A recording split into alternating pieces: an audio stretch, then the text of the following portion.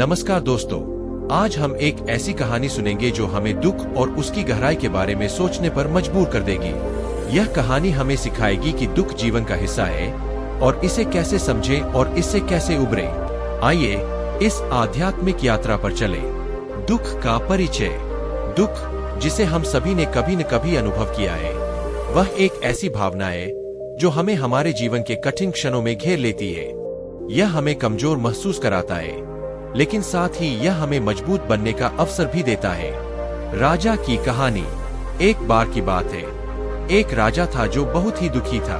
उसके राज्य में सब कुछ था, धन, वैभव, सुख सुविधाएं, लेकिन फिर भी उसके मन में शांति नहीं थी। वह हमेशा उदास रहता था। एक दिन राजा ने राज्य के सबसे बुद्धिमान संत को बुलाया और उनसे अपने दुख का कारण पूछा। संत की शिक्षा। संत ने राजा को समझाया, महाराज, दुख का कारण बाहरी चीजें नहीं है, बल्कि हमारे अपने मन की स्थिति है। जिस तरह रात के बाद दिन आता है, उसी तरह दुख के बाद सुख भी आता है। हमें अपनी सोच और दृष्टिकोण को बदलना होगा। राजा का आत्मनिरीक्षण। संत की बातों ने राजा को सोचने पर मजबूर कर दिया। उसने अपने जीवन का आत्मनिरीक्षण किया और पाया कि वह हमेशा भविष्य की चिंता करता था या अतीत के पछतावे में जीता था।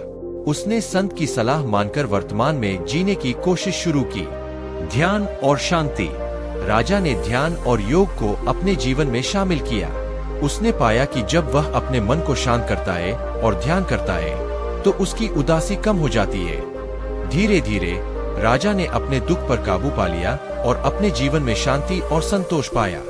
दोस्तों, यह कहानी हमें सिखाती है कि दुख जीवन का एक हिस्सा है, लेकिन इसे समझकर और अपने मन को शांत करके हम इसे कम कर सकते हैं। ध्यान और आत्मनिरीक्षण हमें शांति की ओर ले जाते हैं। इसलिए जब भी आप दुखी हो, थोड़ी देर ध्यान करें, अपने मन को शांत करें और अपने भीतर की शक्ति को पहचानें। आशा है कि आपको यह कहानी प्रेरित करेगी और आपके जीवन में शांति और संतोष लाएगी।